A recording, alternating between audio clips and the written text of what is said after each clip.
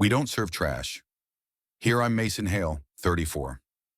I live in a modest studio apartment in Pittsburgh, Pennsylvania, the kind that smells faintly of coffee grounds and aging drywall. You wouldn't think it by looking at me, but I'm worth over $3 billion. Nobody knows that, of course. Not my neighbors, not my ex, certainly not my family, and definitely not my older sister Tessa, who now stands across the marble-floored bank lobby in a snow-white power suit that hugs her curves like it was poured onto her. She's the branch manager here, the bank that just so happens to hold a sizable fraction of my quietly managed trust under a shell entity she's too arrogant to investigate. She doesn't recognize the name Andros Reserve Holdings. Not yet. What she does recognize is me. I walked in today just to withdraw $100. Not because I needed it, but because someone else did. An elderly neighbor, Miss Gloria, with shaking hands and empty shelves. It wasn't charity, it was principle. And yet, oh, look who crawled out of the trash, Tessa says with a smirk that cuts like glass. Her voice carries through the cold, over-designed lobby, bouncing off eucalyptus-scented walls and perfectly polished walnut counters. The young male teller, 2 spots down, glances up, his eyes flick quickly between us, then away. Coward. I'm in thrifted jeans, worn boots, and a long coat with fraying sleeves. The scarf around my neck is wine-colored, soft, and familiar. The same one I wore the last time she humiliated me. And she knows it. She walks closer. Her heels click like they're spelling out the word power.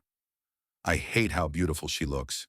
Tessa has always known how to wield her body like a weapon. Sharp cheekbones, long legs, a waist that looks carved from marble. The white blazer she wears today is just tight enough to emphasize the roundness of her hips. Underneath, I can see the faint lace edge of a satin camisole peeking through.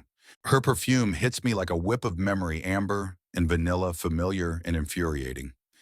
I didn't know we served walk-ins anymore. She continues speaking to the teller but aiming the venom at me. Especially not beggars. Her tone is sweet and poisonous. A show. A trap. Did the others in line hear that? Yes, I feel their eyes. I feel their silent questions. Who is this guy? Why does she hate him so much? Why does he look like he's not surprised because I'm not? Tessa has always hated me. I was the accident child. The quiet one. She once said to my face that I looked like the mailman, an insult she giggled about for years afterward. But what really bruised her ego was that I left, at 19, disappeared without a trace. No forwarding address, no holiday cards, no family drama. And now I'm back standing in her lobby asking for pocket change, like a test. You're lucky we don't charge for breathing in here, she adds with a sick little grin, brushing her fingers over the counter like she owns oxygen. I stay silent. I've learned that silence is more powerful than argument. It's how you trap liars in their own words. But I wonder, does she have any idea what she's just stepped into? Does she know that by mocking me in front of this audience, in front of her staff, in front of that one young intern who's now staring at me with a strange mix of pity and arousal, that she's lit a fuse? Do you understand, Mason? She says louder now, so everyone hears. We don't serve trash here. Trash. The word hangs, like smoke in a closed room. The same way our father used to say it. The same way they all looked at me after I turned down law school to pursue tech stuff that none of them could understand. They never asked where I went. Never cared when I didn't show up to Dad's funeral.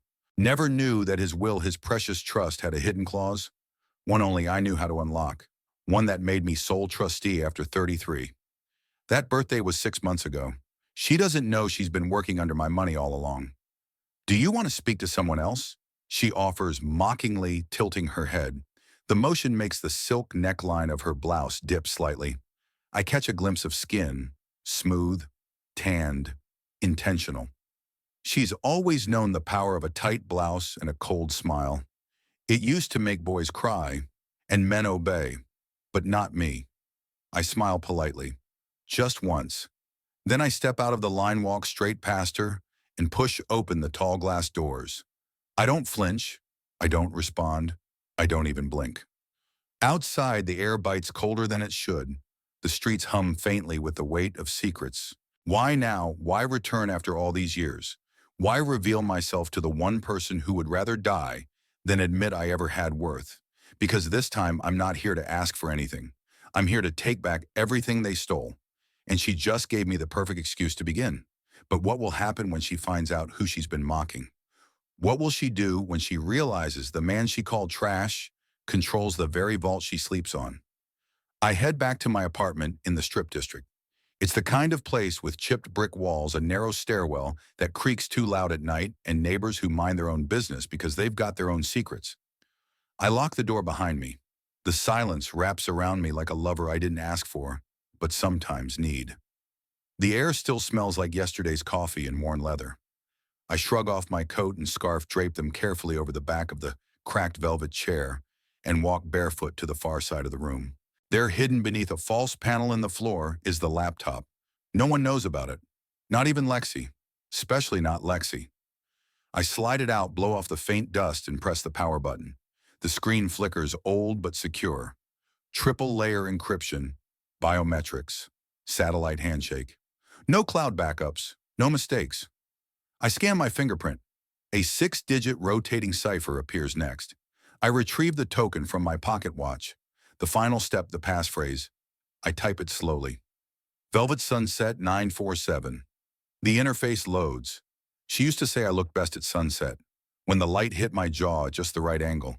When she'd lie naked on my mattress, her thigh draped over mine, her fingernail lazily tracing the line down my stomach. When she whispered her ambitions into my skin. Lexi, the one person who ever believed in me before the world did. The only one who knew I wasn't stupid or lazy or weak.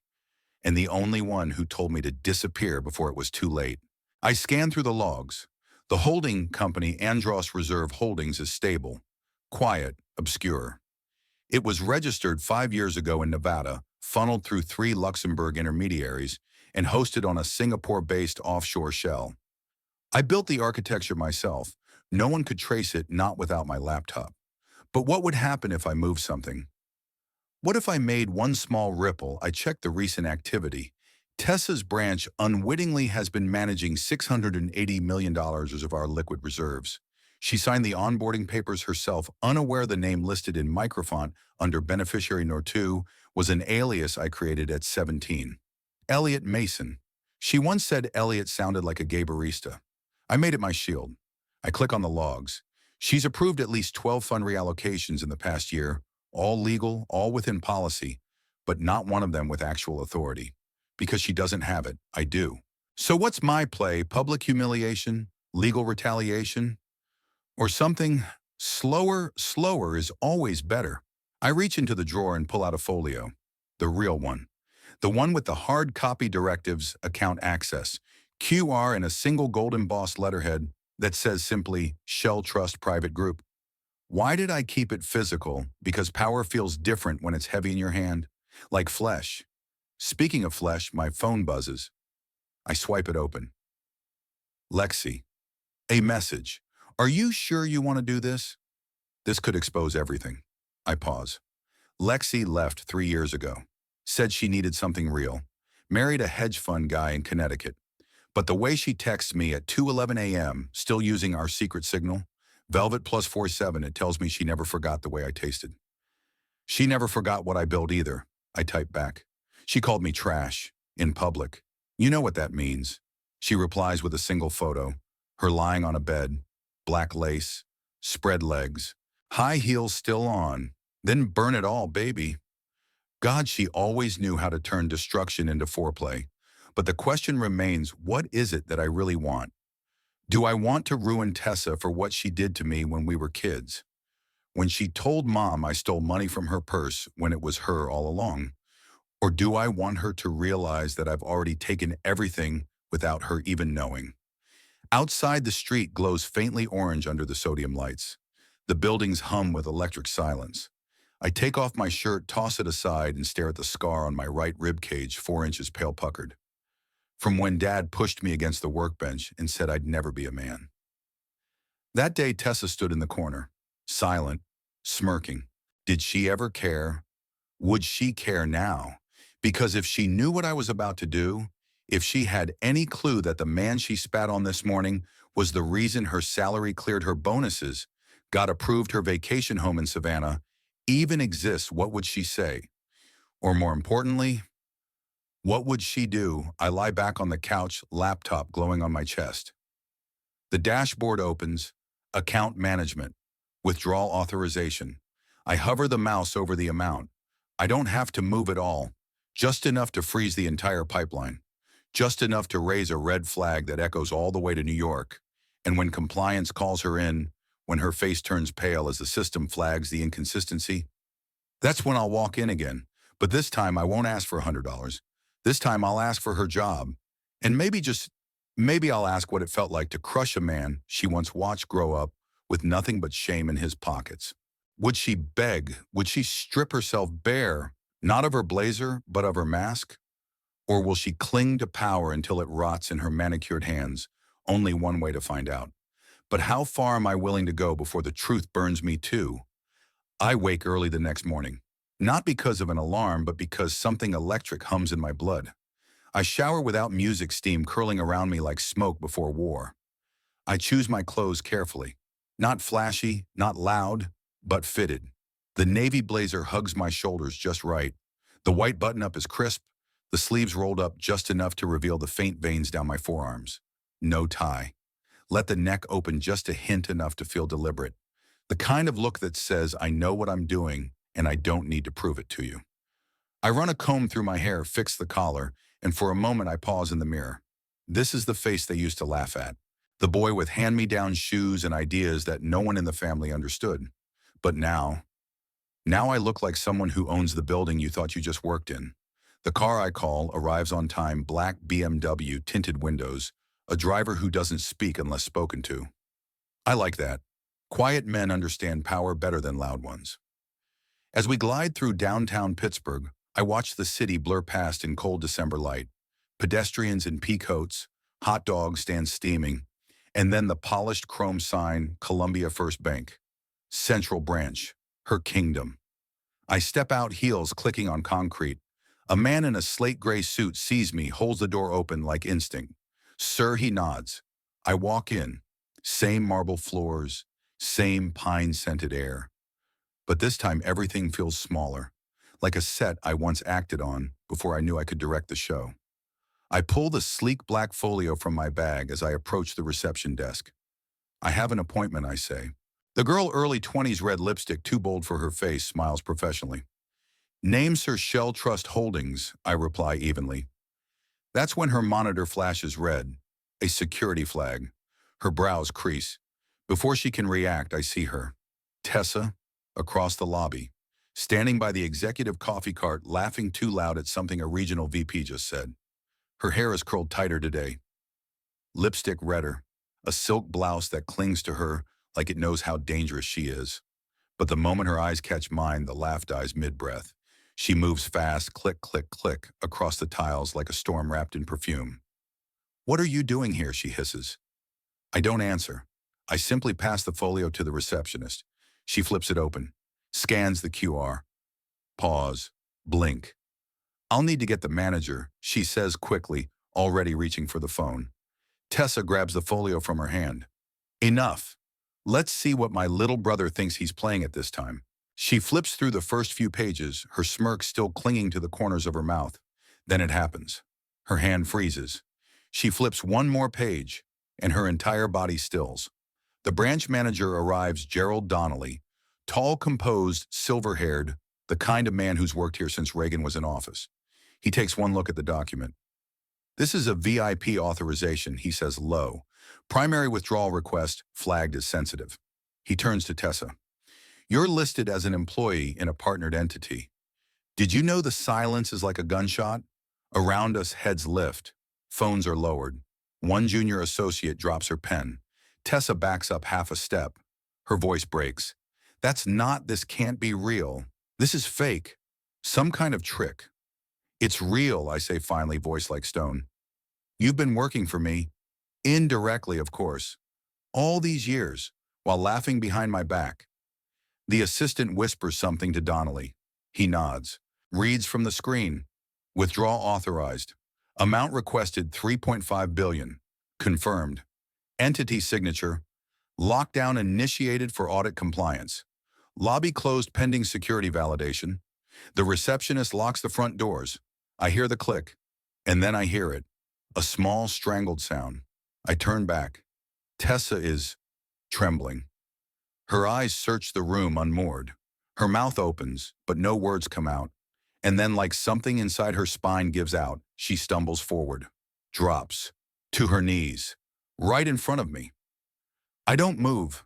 Please, she whispers, mascara already smudging Mason. Don't do this. Don't ruin everything. You don't understand what this will do to me? I have a child. I have a career. She looks up at me like she's drowning. But this is the same woman who once spat in my face and said, "You'll be nothing."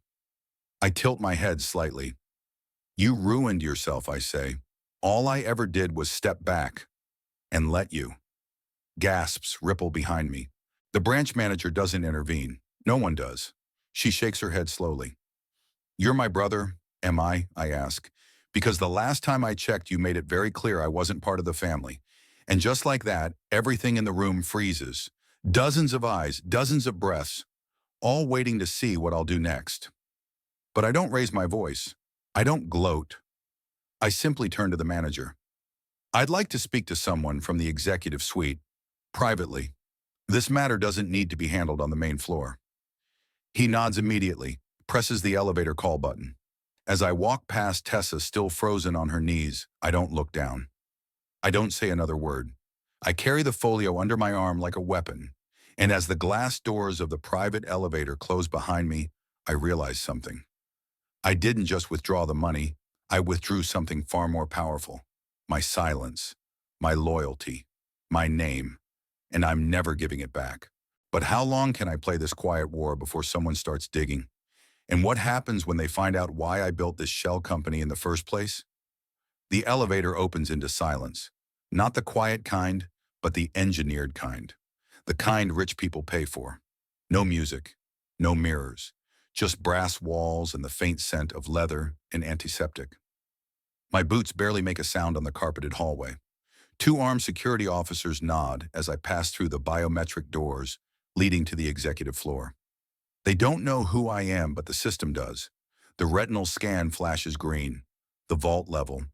Here the air feels different, pressurized, like everyone's holding their breath. The hall is lined with portraits, mostly men, a few sharp-eyed women. Banking royalty, power brokers, names etched into stone legacies built on the backs of people like me. I find my grandfather's face, Edmund Hale, the one who died when I was 14. The only person who ever looked at me like I mattered. And right beneath his newly engraved my name, Mason Hale. I stare at it longer than I intend to. He would have been proud, or at least amused. He used to say legacy isn't what you leave, it's what you protect when no one else will. Inside the boardroom, 7 people sit around a wide oval table. Some older, some sharp, some visibly uncomfortable. One nods as I enter. No one speaks. They know why I'm here. I place the folio on the table and flip it open to the merger directive. This isn't a courtesy update, I say calmly. This is a legal alignment of trust charters and oversight authority. As of last Thursday, the 1954 Pennsylvania Legacy Trust, once chaired by Edmund Hale, is now merged into Shell Trust Holdings. I hold majority control. Robert Templeton, the oldest among them, gray suit, Princeton ring, leans forward, voice like gravel. You've had this structured for some time, haven't you? 14 months. He smiles faintly. We've been waiting for someone like you since Edmund passed. The moment lands heavier than expected. Before anyone else can speak, the door bursts open. Clarice, my cousin, Tessa's younger sister, blonde, perfect posture. Chanel heels clicking like accusations. She walks in like she owns the air, then stops cold when she sees me. Mason, her voice wavers. What is this? I don't answer. Instead, I reach into the folio and slide a sealed envelope across the table toward her. Legal stationery, addressed to her. She hesitates, opens it. Her eyes move across the words. Her jaw tightens. Her hand starts to tremble. Formal removal, ethics clause breach, retaliatory misconduct during fiduciary interaction. All documented, all signed. She looks at me like I've killed someone. You can't just take everything. I didn't take everything, I say evenly. I took back the part you tried to erase. George, her husband, seated stiffly beside her, tugs at his collar. We're your family, Mason. Exactly, I reply. And that's why I'm not pressing criminal charges. But don't mistake restraint for weakness. Clarice opens her mouth to protest, but her voice dies before it hits air. Templeton clears his throat. All in favor of the restructuring per Mason's proposal. All 7 hands rise. Unanimous. No debate. When the meeting adjourns, I linger. Walk slowly through the adjacent corridor past rows of old vaults. One glass panel displays plaques of notable trust holders. One name gleams in fresh brass. Mason Hale, primary beneficiary. But this isn't about revenge anymore. It's about rebuilding something they hollowed out, slowly, quietly, while pretending they were keeping it safe. I take the private elevator down to the lobby. Outside, it's begun to drizzle, light rain tapping against the sidewalks. I walk without rushing. There's a weight in my chest, but it's not grief. It's clarity. When I get home, I peel off the wet jacket toe off my boots and light a single lamp in the corner of the room. The glow is soft, familiar, and then I see it. An envelope, slipped under my door. No knock, no footsteps. Just there, like it had been waiting all along. The handwriting makes my stomach twist. My mother's script, sharp, clean, unapologetic. I stare at it for a long moment. Why now? Why not 3 years ago? 5:15. Eventually I sit, peel it open with slow fingers. There's no salutation, no my sweet boy, just a line. There's something I've carried for a long time, something I should have told you before it got this far. I exhale too hard, too fast. She writes about the summer I tried to run a lemonade stand, how Tessa knocked over my pitcher before I sold a single cup, how I cried, how I blamed myself, but she had seen it. I didn't know how to protect you both, she writes, and in the end I failed you both. She writes about the family trust, how after my grandfather's death Clarice and George manipulated the board, how Tessa signed away my shares believing she was protecting the estate from me. They told me you were unstable, she writes, that you were dangerous. I chose security over truth. I'm sorry. At the bottom of the page, I'm not writing this for forgiveness. I'm asking you to break the pattern. Don't become what hurt you. I sit there a long time. No tears, just rain. I walk to the shelf near the window, pull out a small blue notebook I haven't touched in years. My first savings ledger, 10 years old. Scribbles, doodles, pie charts, and tucked in the back a wrinkled sticky note. One day I'll have a vault, and I won't leave anyone out. I smile. Not the kind for photos, the kind that slips in when something sacred returns. Maybe I haven't changed at all. Maybe I've finally remembered who I was before they tried to break me. But what am I supposed to do with the power I now hold? And can I trust myself not to use it? The same way they did. The rain hasn't stopped by Friday evening. It comes down in a steady curtain, like the world is washing something away before what's about to happen. I stand outside Villino's, the family's old restaurant of choice, white tablecloths, garlic rosemary in the air, and an overpriced wine list everyone pretends to know how to pronounce. I'm not wearing anything extravagant, just a deep navy shirt that hugs my frame open 2 buttons too low for business, and tailored trousers that draw enough attention to my hips without trying too hard. My shoes are polished, but my intentions aren't. Inside, the hostess guides me to the back where the table is already set, a long slab of walnut under soft amber lights. The card reads, "Reserved for the Hale family." For the first time in a long while, the word doesn't sting. I sit at the head, alone for now. The seconds tick by. At exactly 6:57 p.m., the sharp staccato of heels announces her arrival. Clarice, hair sleek, lip gloss glinting, Chanel earrings that scream, "Look at me." She gives me a smile like nothing's wrong, slides into the seat opposite mine, and exhales dramatically. While someone's glowing, she coos, crossing her legs slowly, letting her skirt rise just an inch too far. "You've been busy, haven't you?" She still thinks charm can outpace consequence. I don't reply, just tilt my wine glass slightly, letting the candlelight catch the rim. George arrives next, always just behind her, still dressed like he's pitching to a venture fund, still pretending not to notice, when his wife's gaze drifts too long on other men. Mason, he says with too much cheer, you look grounded. That's a good thing. Then she walks in. Tessa, no makeup today. Just tired eyes, hair pulled back tight, and a black turtleneck like she's mourning something only she can see. She doesn't speak, doesn't sit next to me, takes the farthest chair possible. Finally, my mother, Helen Hale. She moves slower now. Time has softened her face, but not her eyes. She wears a string of pearls and carries a kind of weight that isn't physical. She looks at me, and for a brief second, something flickers across her expression. Regret or strategy. My girls, she says, forcing warmth into her voice. Look at us. No one responds. A waitress appears, takes drink orders. Clarice asks for red. George copies her. Tessa orders water. Mom wants chamomile. The syrup starts early. There's a calm in your eyes now, Clarice purrs. Almost zen. Yoga. Or just better investments, George chuckles. Actually, Mason, I've been meaning to ask you about a little project I'm kicking off. Thought maybe you'd want to give it a once-over. I say nothing. Mom leans in, folds her hands like she's praying. We've all been through a lot. She begins voice dropping into that soft, broken lace tone she uses when she wants to sound like a victim.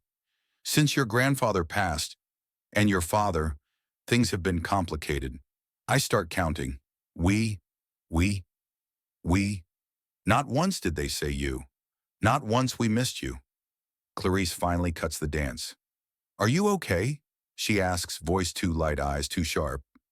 You've always been the sensitive one. I lean in, smile politely. Did any of you ever wonder what happened to grandfather's Pennsylvania land trust? Silence drops like a guillotine. George blinks. Clarice shifts. Mom clutches her cup tighter. Tessa's face hardens, but she says nothing. That trust was dissolved, Clarice snaps. Years ago. I reach into my bag, pull out the folder, slide it onto the table. The word active is stamped in bold on the deed. Actually, I say it wasn't. It was buried, forgotten, but I rebuilt it. Quietly, legally, and no one noticed. Mom whispers, "You kept it." I nod. The waitress appears again, perfect timing. Will this be on one bill or separate tonight? I rise to my feet, glance around, all separate. No one argues. As I move toward the exit, my hand on the strap of my bag, the air shifts behind me. I'm almost to the door when I hear it. Wait, Tessa. Her voice is sharper than I expected. You're not really planning to sell it, are you? I don't stop walking. I don't even look back. That sentence told me everything. They feel it now. The shift. For once, I'm not reacting. I'm leading. But what happens if they try to claw their way back in? If they realize too late that I'm not here to forgive but to expose, and will the world still listen once the story gets out?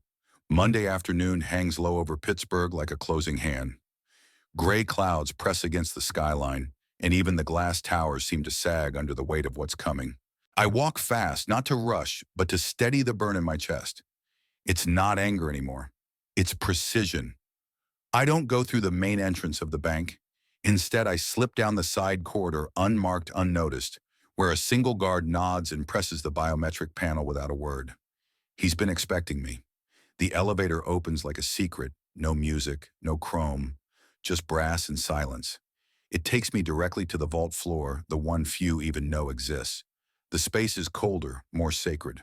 No advertising posters, no smiling faces. Just walls lined with security-grade concrete and names etched into the black granite. These are not public names. These are the names of power, and mine is now one of them. I enter the boardroom. They're all already there. The executive council, the legal chair, 2 compliance auditors, one whisper-thin woman in a navy suit who doesn't speak but watches everything like a hawk. I lay the second folio on the table. This I begin is a legal restructuring of trust oversight and charter ownership across all Pennsylvania-based entities tied to the Hale Foundation, effective immediately. The 1954 Legacy Trust is now wholly merged under Shell Trust. I control its distributions. No one interrupts, except for the door. It bursts open again. Clarice. Her hair is perfect, but her eyes are storm. She's not wearing her investor smile today. She's wearing fear hidden behind indignation. "You're bluffing," she says, marching in. This is theater." I don't even glance at her. Instead, I slide a sealed envelope across the table, addressed to her in embossed gold letters from the firm's legal counsel. She hesitates, then opens it. As her eyes scan the contents, I watch the color bleed from her cheeks. Formal removal, violations of fiduciary ethics clauses, retaliatory misconduct, unauthorized diversion of nonprofit allocations. She looks up at me like I just stripped her naked in front of a stadium. George, sitting stiff beside her, tries to speak. His voice cracks before the first word leaves. "You can't just take everything," he mumbles. "I didn't take everything," I say again. "I took back the piece of me you tried to bury." He looks away. No fight left. I turn to the board. Effective immediately, we'll be realigning the trust under a revised family ethics charter. No more nepotism. Titles will match merit. Past behavior will be audited. A younger member nods. Relieved. Clarice finds her voice again, voice shaking this time. "You've always held this resentment. Always wanted to get even." "No," I say. "I've always held receipts. Resentment is optional." She opens her mouth to protest again, but she doesn't. Not this time. The weight of the paper in her hand has finally broken the performance. The board votes, unanimous. The room clears. I stay behind. I walk through the adjacent corridor. The lights flicker softly overhead. No noise, just the hum of fate locking into place. Behind one glass wall is a panel of plaques, my grandfather's name, and now mine engraved beside it. This isn't revenge. It's repair. It's a rebirth of something they tried to kill with shame. I return to my apartment late. After a long shower, I make tea and sit near the window. The city hums low in the background, horns a siren faraway laughter, under an awning somewhere down the street. Then I see it, a letter. Slid under the door again. No knock, no footsteps, just there. The envelope is thick, heavy, like it carries a wound inside. My mother's handwriting, again. My chest tightens, but I open it. It's not a plea, not a justification. It's a confession. Clarice and George offered us stability after Edmund passed. I let them move too quickly. I signed papers I didn't understand because I was afraid you'd blow everything up like you used to threaten as a child. She continues, "You were never the storm Mason. You were the fire they feared would burn off their fog. I don't know whether to feel vindicated or furious, and then I'm not asking you to forgive me. But please don't become what they made you fight against." I fold the letter slowly, then reach for the small wooden box tucked behind the photo albums. Inside is a childhood savings book, faded blue, cartoon pig on the cover. I flip it open. The numbers are long gone, but in the back, pressed between pages like a memory, there's a small sticky note. For the youngest, because she has the biggest heart, not written to me, to Clarice, probably from my grandfather. And yet, I smile. Because even now I know what he meant. He gave her his assets, but he gave me the map. The legacy wasn't money. It was the ability to see truth when everyone else is selling theater. Outside the window, a single bird lands on the fire escape. Just sits there, still, like it's listening. Maybe it is. Maybe it always has been. But now that I have everything, the trust, the name, the power, what do I do with it? Do I finally rest? Or is there one more withdrawal I still need to make? The answer comes 3 days later on a Thursday evening, dressed in silk and arrogance. Clarice is hosting an intimate investment gathering at our childhood home. I hear about it through Carmen, my legal liaison at Shell Trust, who forwards me the evite without a word. The invite list is padded with venture capitalists, crypto fund managers, 3 former senators, and a handful of socialites I remember seeing at Christmas brunches when I was 10. It's not just a party, it's a performance. One last attempt to stay relevant. So I RSVP. I don't go as an observer, I go as a reckoning. The air outside the Hale estate is colder than usual, wet and whispering. I don't knock. I push through the old wrought iron gate like I own it, because now I do. Inside, the marble floors shine too bright, too clean, as if they've been scrubbed of every scream that ever echoed through these halls. Clarice's voice floats in from the dining room, syrupy and public. Of course the market will recover. What matters is long-term loyalty. I walk in. Heels clack. Conversations pause. Even the waiter freezes tray of midair.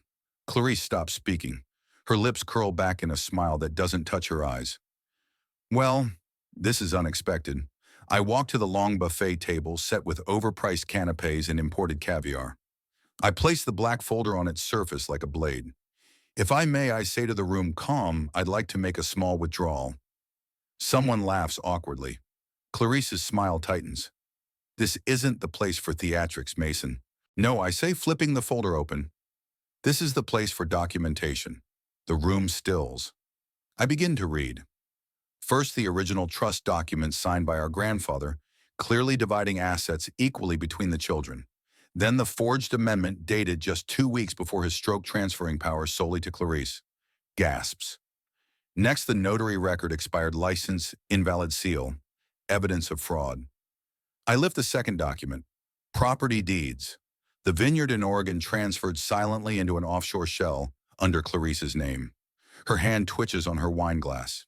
And the educational endowment, I continue, meant to support young women in STEM, redirected to purchase 3 luxury condos in Miami, via a front company tied to your husband's consulting firm. A laptop appears beside me, someone hands it over. I plug in the USB drive.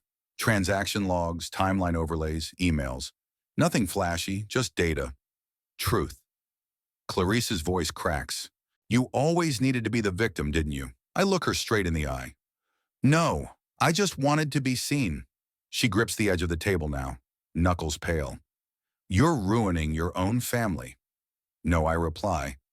You did that the moment you chose power over people. Someone clears their throat. Our uncle from Dad's side quietly excuses himself and leaves. Another couple follows, then a third. Clarice opens her mouth to plead, but I'm already turning. And one more thing I say. I slide a final document onto the table, a letter from our mother, dated 6 weeks ago, revoking her consent to all prior transfers, citing duress and ethical misalignment. It's signed in her unmistakable, sharp, cold hand. Clarice collapses into her chair. The room doesn't pity her. They just start whispering. I walk out, into the cold, into clarity. Down the driveway, a reporter waits near the gate. Notebook in hand, no camera, no flashing lights. Just a question in his eyes. He doesn't speak. He doesn't need to. Someone sent him. Probably Carmen, or maybe someone else who saw me once when I was invisible and finally decided I deserved to be heard. I don't give him a statement. I just nod. 1 week later, it all unravels. No courtrooms, no headlines. Just a quiet scandal across the right circles. Clarice is asked to resign from 3 boards. Her license is suspended pending review. George tries to call, twice. I don't pick up. Not because I'm angry, because I'm done. I sit on a bench in Shenley Park with the same blue ledger in my lap, the one from when I was 10.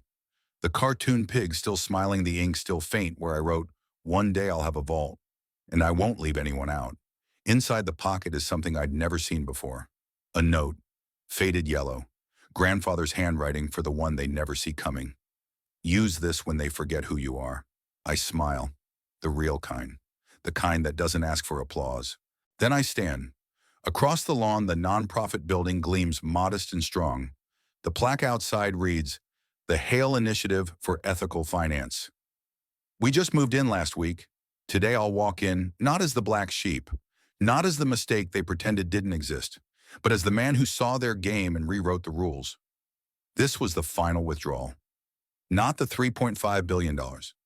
Not the properties. Not the trust. My love. My name. My silence.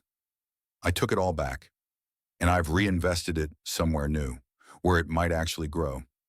Because funny thing about money, it reveals character. But silence earns interest. And I've been compounding for years.